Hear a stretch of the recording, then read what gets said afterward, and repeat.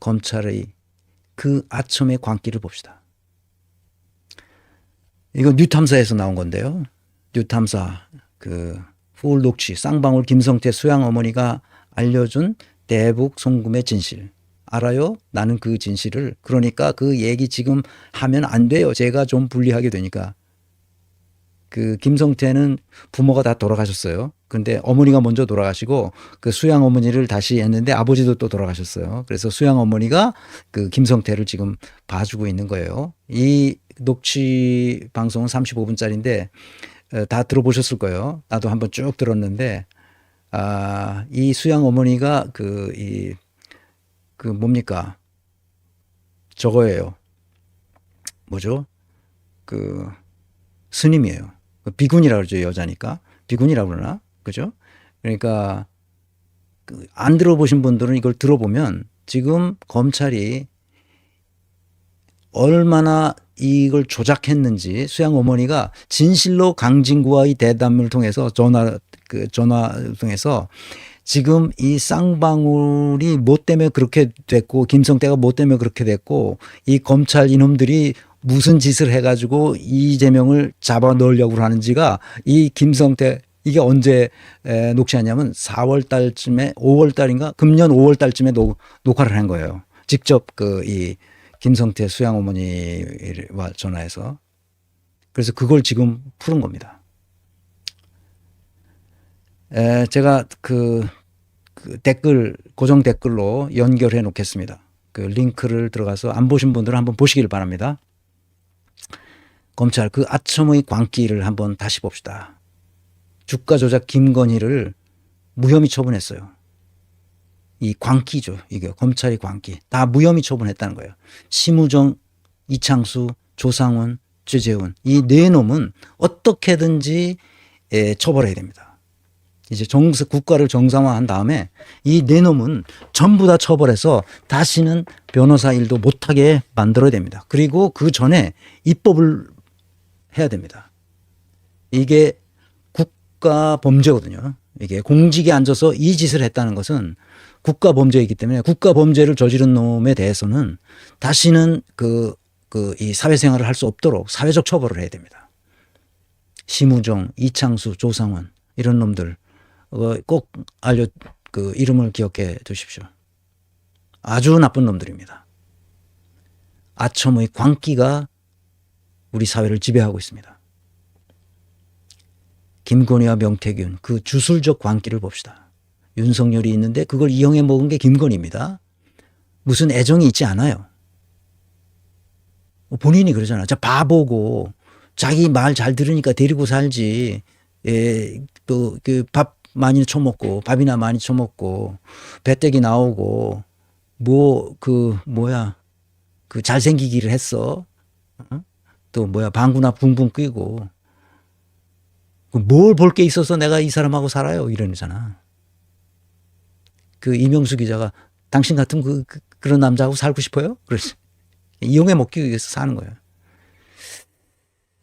근데 그런 무지랭이 같은 윤석열을 문재인이 조국이 친문 세력이 이용해 먹었다는 거예요. 이용해 먹었다는 말은 적폐 세력을 청산하는 데 도움을 줬다.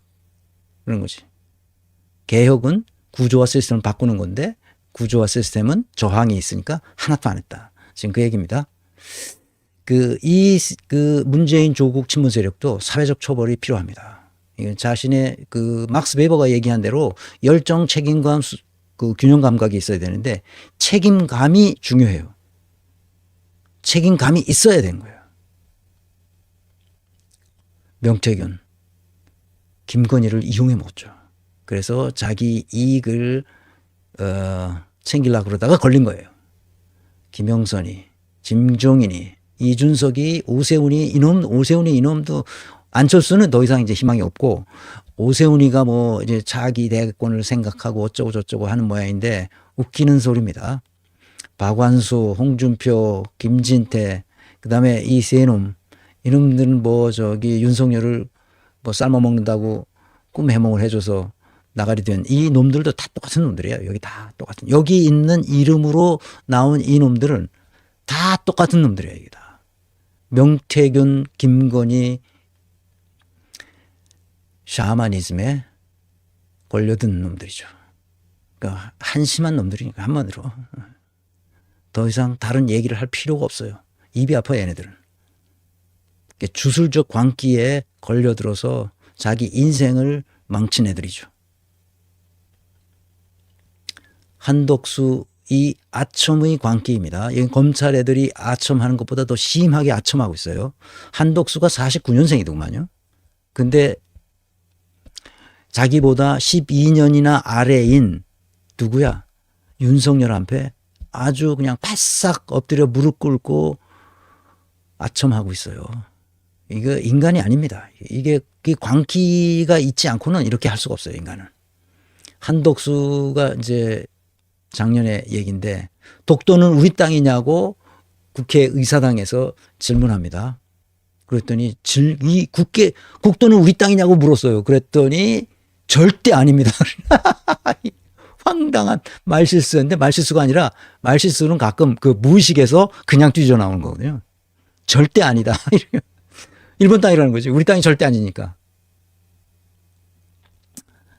택시비 1,000원쯤 되나 다 웃었죠. 그러니까 이런 놈들은 기본적으로 서민이 어떤 고통을 당하는지에 대해서 아무런 감각이 없는 놈이야. 그러니까 이런 애들을 그냥 어떻게 자리 위에 앉아가지고 그냥 애헴하면서 옛날에 정승 판사들처럼 지금 그 짓 하고 앉는 거예요. 조선시대랑 똑같은 거지. 응급실 뺑뺑이에 국민 죽어나고 있다는 지적을 하자 한독수는 그거 다 가짜 뉴스입니다. 그거 다 가짜 뉴스입니다. 박주민 의원이 그 한독수는 타조 증후를 가지고 있다. 타조가 머리만 모래박에 박으면 세상이 안 보이니까 아무 일도 없는 것처럼 되는 거지. 이런 더러운 놈들이 우리 사회의 그 아첨의 광기 속에서 지금 이러고 있는 겁니다. 김건희라는 광기에 대해서 시사인에서 결국 통으로 그냥 했어요. 시사인 893호 10월 29일자 최근에 온 건데요. 제가 집에서 보는 시사 잡지는 딱 이거 하나예요. 그 내용이 참 좋은 내용이 가끔씩 아주 큰 내용이 나오는데 그래서 사람들이 많이 안 볼 것 같고 좋은 내용은 기자들이 잘 쓰고 그런데 그래서 불쌍해서 내가 이게 오래전서부터 이걸 구독하고 있습니다. 저한테 보내줘서 가끔 좋은 정보를 얻습니다. 김건희라는 광기. 지난 9월 10일 세계 자살 예방의 날을 서울 마포대교에 가서 근무자들과 함께 도보 순찰을 하고 있습니다. 보통 사람이 아니에요. 김건희라는 광기가 어떻게 나타나느냐? 이렇게도 나타납니다. 이것은 자카르타 대통령궁에서 윤석열이 지켜보는 가운데서 방명록의 여사님께서 여왕님이죠. 방명록을 작성하고 있습니다. 그러니까 제정신이 아닌 거예요, 얘네들이. 이건 무슨 얘기인지 아시겠죠? 대통령 관저로 확정된 이후 외무부 장관 정경인데 리모델링을 거쳐서 대통령 부부가 입주했는데 감사원은 최근 공사 전반에 위법한 사실이 없다고 발표했어요. 21g 얼마나 말아먹었는지 모르죠. 그래서 감사원이 감사한 결과 감사원장은 관저 감사 결과 적절했다고 했습니다. 그런데 엉망진창으로 했다는 것이 보도에 나왔죠. 김건희라는 광기. 누가 그러면 그걸 공사를 했냐. 그거는 부적격 업체를 그걸 공사를 했냐. 누가 추천했냐 21g을. 그랬더니 그 담당자는 기억나지 않는답니다. 그래서 김건희라는 말은 절대 안 나왔어요. 김건희라는 광기. 22년 대선 전에 21년 12월 26일 허위 경력 등에 대한 입장문을 발표하고 있습니다. 그러니까 I believe 하는 그 이야기입니다. 광기죠, 광기.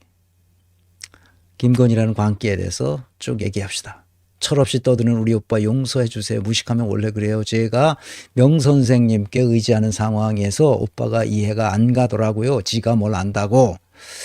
나는 나이트클럽도 가기 싫어하는 성격이에요. 내가 되게 영적인 사람이라 그런 시간에 차라리 책을 읽고 도사들하고 같이 얘기하면서 삶은 무엇인가 이런 이야기를 하는 걸 좋아하지. 근데 이런 걸 다 개소리라고 합니다. 이게 무당들이 이런 식으로 얘기하죠.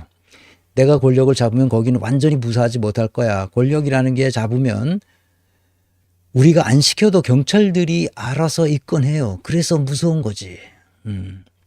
남편이 대통령이 돼도 아내의 역할에만 충실하겠습니다. 부디 노여움을 거두어 주십시오. 허위, 경력, 이력, 의혹에 대해서 사과 기자회견 때 개소리를 했습니다.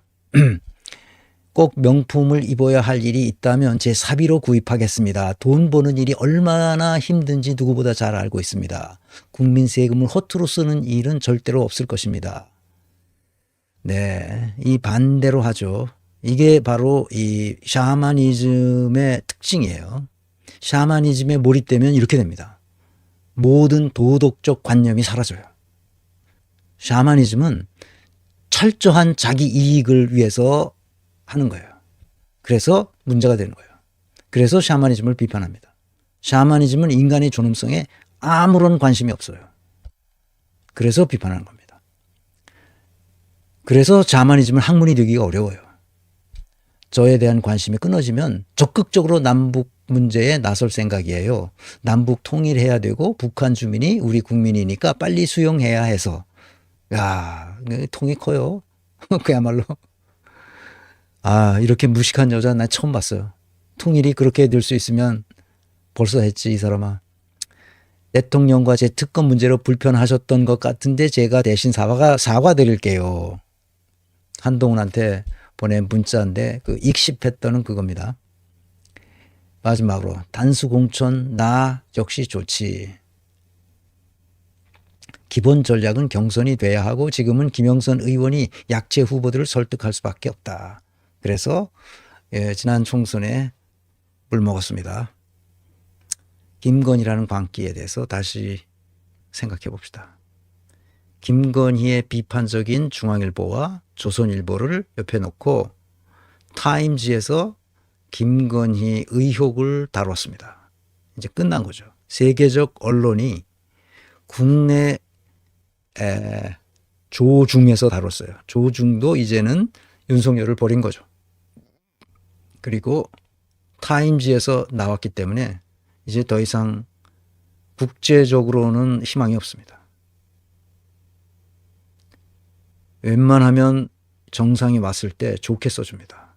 근데 조그만 나라 체코에서도 사기꾼이 왔다고 썼어요. 심각하죠. 자, 한번 봅시다.